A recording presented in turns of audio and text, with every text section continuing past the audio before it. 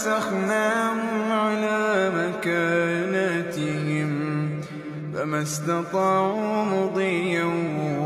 ولا يرجعون ومن نعمره ننكسه في الخلق أفلا يعقلون